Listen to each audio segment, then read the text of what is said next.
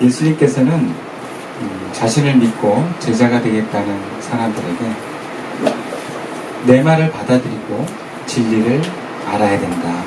그리고 진리를 알진 너희가 자유케 될 것이라고 말씀하셨습니다. 그러나 육의 눈으로만 바라봤던 유대인들의 시선은 영의 세상의 세계를 말씀하시는 주님의 진리를, 말씀을 감당할 수 없었습니다. 결국 예수님의 말씀대로 예수님을 죽이려고 하고 예수님은 그들을 뒤로하고 예루살렘에서 나오셨습니다. 근데 예수님이 그렇다고 예루살렘을 멀리 떠난 것은 아니었습니다. 여전히 예수님은 예루살렘을 왔다 갔다 하시면서 묵묵히 하나님께서 자신에게 맡겨주신 일들을 감당하고 계셨습니다.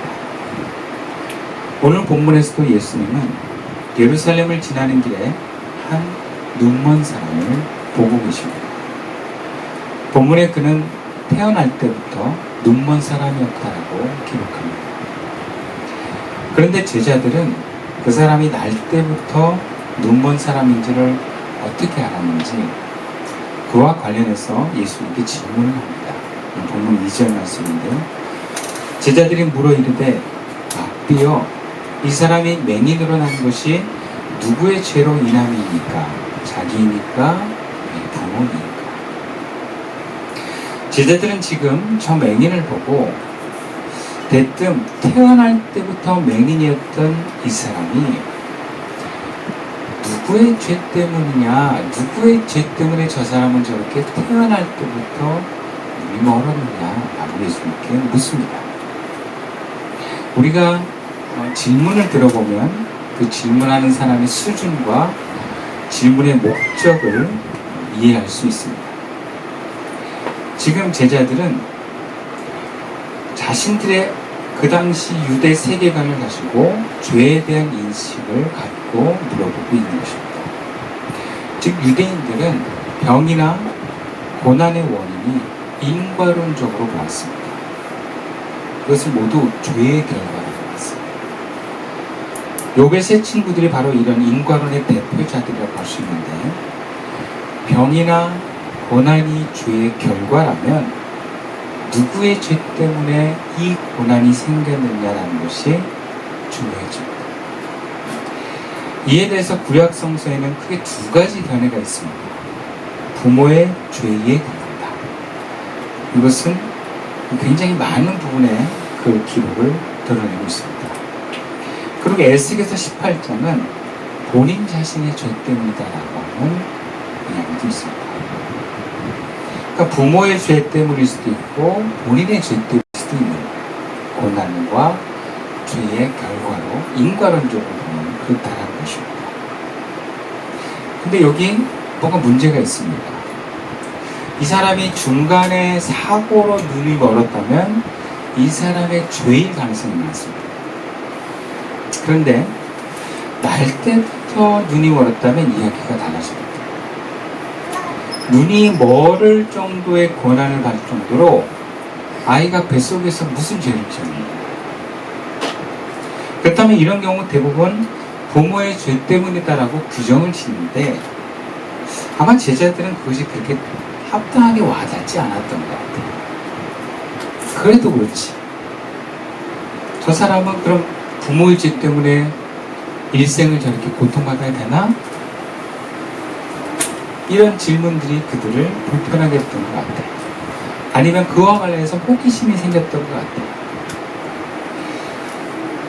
자기 죄 때문이 아니라 부모의 죄 때문에 평생을 맹인으로 산다는 게 얼마나 억울한가.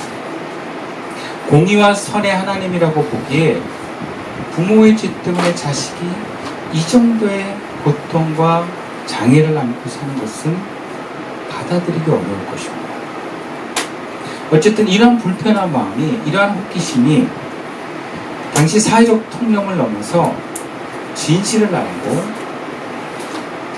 알고자 하는 마음이 예수님께 물어본 것입니다. 예수님은 하나님으로부터 오는 지혜를 갖고 계시니 분명 우리 마음을 시원하게 해주는 대답을 해줄 거야. 아마 그렇게 기대했던 것 같아요. 그리고 어쩌면 예수님이 어떤 대답을 해주시냐에 따라서 그들은 그에 따른 삶의 이해와 방식을 갖고 미래를 대비했을 것 같습니다. 우리도 이런 질문을 하고 싶을 때가 있습니다. 내가 고생하는 것이 누구의 죄 때문에? 가끔 그런 생각 들지 않습니까? 내가 잘못한 게 없는 것 같은데, 이 정도로 잘못한 게 없는 것 같은데 나는 왜 이렇게 안 되지? 막 이런 생각. 그러니까 어쨌든 오늘날 우리가 이해할 수 없는 고난에 대한 문제는 난제입니다. 시원하게 대답을 우리가 얻을 수 없어요. 특히 원인을 찾고 해결하는 데 있어서 그 원인을 아는 데 있어서는 여러 가지 경우의 수가 있어요. 잘 모릅니다. 왜 그런지. 그러나 인간의 본성은 알고 싶어 합니다. 왜 그런지를 알아야 앞으로 대비할 수 있습니다. 그리고 오늘날의 고난이 좀 이해가 돼서 그만큼 답답하면서 해방될 수도 있습니다. 그래서 고난에 대해서 우리는 끊임없이 질문하고 이에 대해서 또 많은 이들의 해석을 하고 메시지를 전합니다. 그런 의미에서 오늘 본문 제자들의 질문은 단순한 호기심을 넘어서 시대의 의문입니다. 오늘 내가 경험하는 고난에 대한 이해를 통해서 얻고자 하는 확인입니다. 안심입니다. 그런 어둠의 삶에서 나뿐만 아니라 우리 자녀들도 반복되지 않고 완전하게 벗어나서 좀 더 행복하게 살고 싶은 육적인 갈망입니다. 근데 예수님은 우리와 완전히 다른 관점으로 이 맹인의 삶의 고난을 해석합니다. 보시 오늘 보면 3절 말씀입니다. 함께 읽어볼까요? 시작. 예수께서 대답하시되 이 사람이나 그 부모의 죄로 인한 것이 아니라 그에게서 하나님이 하시는 일을 나타내고자 하십니다. 일단은 우리가 원하는 대답은 아닙니다. 제자들은 질문부터 객관식으로 2개의 답을 넣고 어떤 게 정답인지 알려주십시오 라고 물었습니다. 우리도 흔히 그렇지 않습니까? 어떤 2개의 어떤 문제를 놓고 하나님의 뜻이 어디 있습니까? 이렇게 물어볼 때가 있잖아요. 그거는 둘 중에 하나, 내가 이해하는 그 틀 안에서 이 둘 중에 하나를 찍어주시면 내가 그거 받아들이겠다는 얘기예요. 이 사람이랑 결혼할까요? 말까요? 내가 여기를 들어갈까요? 말까요? 혹은 뭐 어디로 이사를 갈까요? 말까요? 내가 오늘 그 중고마트에서 이거 봤는데 이거를 살까요? 말까요? 뭐 이런 거. 전부 우리가 어떤 뭐 2개 내지는 3개의 어떤 가능성을 내가 놓고 하나님 뜻이 어디 있습니까? 이렇게 물어봅니다. 그럼 주님께서 첫 번째다, 2번째다 얘기해 주시면 우리가 아멘하고 가겠죠. 아마 제가 또 예수님이 부모의 죄다 그러면 그렇군요. 받아들였을 거예요. 근데 지금 예수님은 제자들이 정해놓은 그 이해의 폭을 뛰어넘으셔서 아주 새로운 관점으로 말씀을 하십니다. 그것은 그들이 바라보는 육의 시선의 관점이 아니라 하나님 나라 세계의 영의 시선으로 그 나면서부터의 원인의 고난을 해석하고 계십니다. 부모의 죄도 그 자신의 죄 때문도 아니라 하나님이 하시는 일을 나타내고자 저렇게 저 사람은 할 때부터 애인이었다. 영적인 세계에서는요, 어떻게 보면 육적인 고난은 크게 불행으로 다루지 않습니다. 제자들의 이러한 질문에는 저렇게 날 때부터 고난받은 저 사람은 죄의 결과로 저주받았다, 불행이다라는 전제로 질문한 거예요. 근데 예수님의 얘기는 전 저주나 불행의 관점이 아니에요. 좀 불편할 수는 있다. 어쩌면 저주받은 고난의 삶이나 복받아서 내가 만족한 삶이나 큰 차이가 없다라고 하시는 것 같아요. 왜냐하면 영의 세계에서는 그렇기 때문에 그렇습니다. 예수님은 지금 나면서부터 이 맹인을 저주나 불행의 사건으로 여기지 않는 것은 영적인 시선으로 볼 때 이 맹인으로 사는 것이 크게 중요하지 않기 때문에 그렇습니다. 영의 세계에서 중요한 것은 영입니다. 육이 그렇다고 아무렇지도 않은 게 아니라 가장 중요한 건 영이에요. 일례로 영의 세계에서는요, 몸이 편한 것보다 영이 구원받아 하나님께 나가는 게 더 중요합니다. 몸은 불편할 수도 있고 편할 수도 있습니다. 근데 영의 세계에서는 하나님을 만나느냐 못 만나는 건 어마어마한 차이가 있습니다. 예수님의 시선은 이 맹인을 제자들과 같은 죄와 저주로 연결하지 않고 하나님과 연결시키고 있습니다. 그러니까 지금 예수님은 제자들과 다릅니다. 뭐가 다릅니까? 중요한 게 다릅니다. 제자들은 눈이 멀지 않게 되는 몸이 중요한데, 몸이 건강해서 다른 사람들처럼 편안하고 몸이 잘 사는 게 중요한데, 내 자식들이 아프지 않고 행복하게 사는 게 중요한데, 예수님은 영이 중요합니다. 영이 중요한 것은 하나님이 중요한 것입니다. 하나님이 중요한 것은 하나님의 일이 중요합니다. 그러니 예수님 편에서 볼 때 이 사람은 불행한 사람이 아닙니다. 오히려 저 바리새인들보다, 저 왕보다 이 나면서부터 맹인을 통해서 하나님이 자신을 드러내는 귀한 사람으로 보는 것입니다. 하나님의 영광을 드러내는 사람이 되는 거예요. 그럼 그게 얼마나 영적인 생각에서는 귀한 점입니까?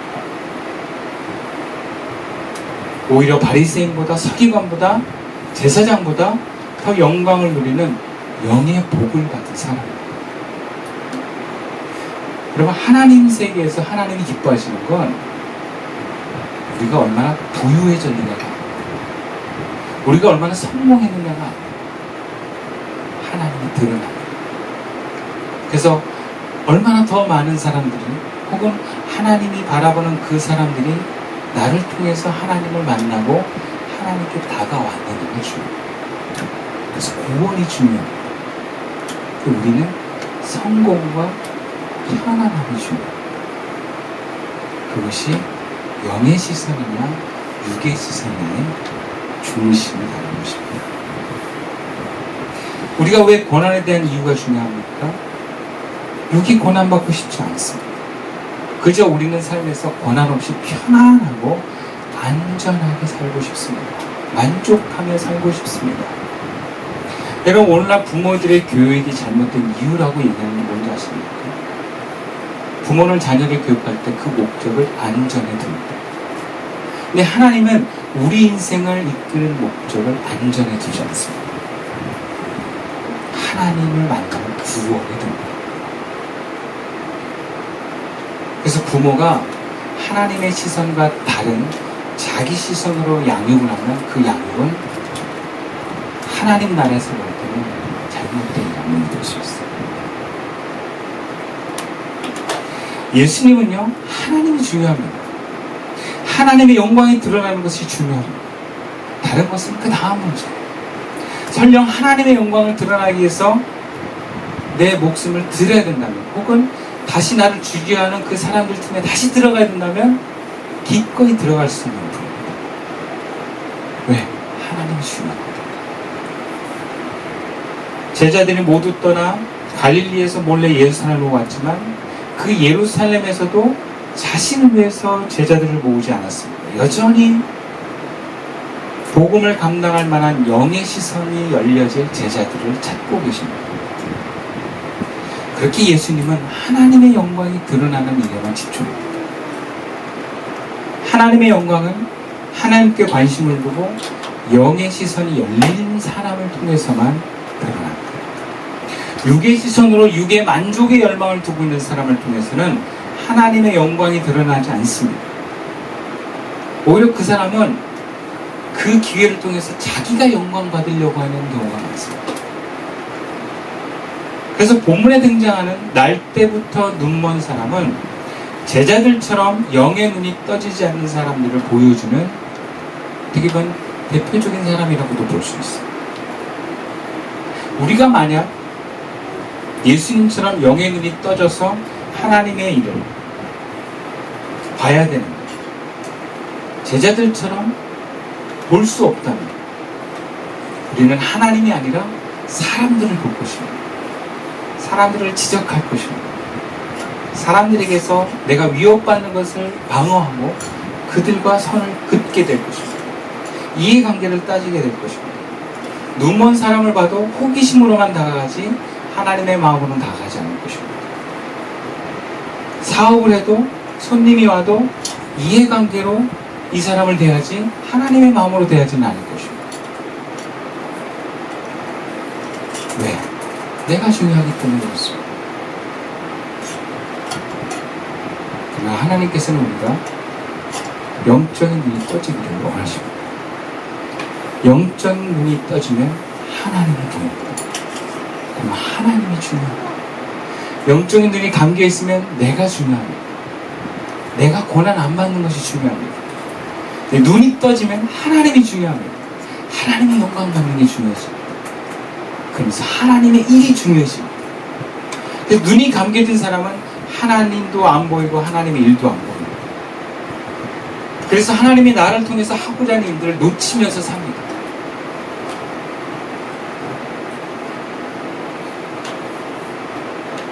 영의 눈이 열린 사람은 하나님의 일을 보입니다. 그러나 대부분 우리의 시선은 육에만 떠져 있고 영적인 것은 감겨 있습니다. 어쩌면 본문의 성경처럼 태어날 때부터 한 번도 영적인 눈이 떠지지 않은 사람도 있을 것입니다. 아니 과거에는 눈이 뜬 적이 있었는데 지금 감겨버린 사람도 있을 것입니다. 아니 혹은 주일에는 떠졌는데 주중에는 자동으로 감겨지는 사람도 있을 것입니다. 어떤 사람은 하루에 기도하는 시간은 떠져 있는데 그 외 시간은 감겨 있는 사람도 있을 것입니다. 중요한 것은 지금입니다. 지금 내 눈이 떠져 있느냐는 것입니다. 점검을 해야 합니다. 일단 영의 눈이 떠진 사람은 첫 번째는 하나님의 일하심이 보입니다. 그럼 이게 안 보인다면 지금 감겨입니다. 하나님의 일하심이 보이지 않고 내가 보이고 내가 힘든 게 보이고 내가 감정적으로 뭔가 불편한 게 보인다면 그냥 눈이 감겨입니다. 오늘 본문 1절 말씀입니다. 예수께서 길을 가실 때에 날 때부터 맹인된 사람을 보신지라. 영적인 눈이 떠지는 사람은요 하나님의 일하심의 계획이 보입니다. 본문에서 예수님은 날 때부터 눈먼 사람을 보신 겁니다. 근데 이 본 거는 육안으로 본 게 아니에요. 하나님이 이 맹인을 통해서 일하시는 계획을 본 거예요. 어쩌면 이 맹인은 처음 본 게 아닐 수 있습니다. 날 때부터 맹인들은 보통 장소에 나와서 구걸합니다. 구걸하는 맹인들은 대부분 같은 장소에 나옵니다. 자기 영역이 있습니다. 그럼 거기를 지나다닐 때마다 늘 봤던 사람일 수 있습니다. 성경에서 늘 봤던 사람 오늘 지나는데 또 본다라고 얘기하지 않습니다. 하나님의 계획을 행하기 전에 본 것입니다. 영적인 눈으로 본 것입니다. 그 사람을 통해서 하나님의 일하심을 본 것입니다. 이와 비슷한 사건이 사도행전에도 나오는데 사도행전 3장에 베드로와 요한이 성전에 기도하러 올라왔는데 나면서 못 걷는 사람이 베드로와 요한에게 구걸하는 것을 보고 그들이 봅니다. 그냥 본 게 아니라 하나님이 그 앉은 맹인을 일으킬 것을 봅니다. 그래서 평소에도 기도하러 다니면서 봤던 사람을 그날은 내가 나사렛 예수 이름으로 명하노니 일어나 걸으라고 하나님 일하심을 드러낸 것입니다. 이들이 본 것은 무엇입니까? 맹인입니까? 아닙니다. 앉은 맹인입니까? 아닙니다. 하나님의 일하심을 본 것입니다. 앞으로 이 사람 하나님이 어떻게 일하실 것을 보시고 그 일하심의 계획대로 그들이 선포한 것뿐입니다. 영이 열리는 사람은 그 사람을 봐도 그 사람을 통해서 하나님이 어떻게 일하실 건지 보입니다. 그래서 그 일을 구현하도록 제안하고 말하고 또 권면합니다. 어쩌면 하나님이 안타까워하는 것도 보실 때는 권면을 세게 하기도 합니다. 그러면 안 됩니다. 왜? 하나님이 경고하시는 게 들려집니다. 그게 이스라엘 구약의 선지자의 보이는 것들이었어요. 선지자들은 그걸 보였어요. 하나님이 이 유대가 멸망하게 할 것이라는 걸 봤어요. 그러니까 어떻게 해요? 회개하라고. 멸망한다고 하는 거예요. 근데 눈이 감겨진 사람은 하나님의 계획이에요. 하나님이 보이지 않습니다. 사람만 보여. 나에게 도움이 되는 사람, 나를 힘들게 하는 사람, 그렇게 사람을 구원합니다. 본문에서 예수님은 나면서부터 눈먼 사람을 보고 불쌍히 여기는 것으로 끝나지 않습니다. 하나님의 일하심을 봅니다. 하나님의 영의 시선을 여는 사람은 하나님의 일하심의 사건을 그냥 지나치지 않습니다. 그러나 제자들은 나면서부터 눈먼 사람을 보고 하나님 일하심으로 보는 것이 아니라 자신의 안전과 호기심에만 관심이 있습니다. 그러니까 어떻게 해요? 하나님의 일하심을 알아차리지 못합니다. 우리가 영적인 시선이 자꾸 무뎌지면 하나님의 일하심을 놓칩니다. 여러분, 하나님의 일하심은 큰 데만 있지 않습니다. 아주 작은 것에도 하나님의 손길이 있어요. 저 아이를 향한 하나님의 일하심도 우리의 손길을 통해서 하십니다. 근데 내가 그걸 놓쳐버릴 수 있어요.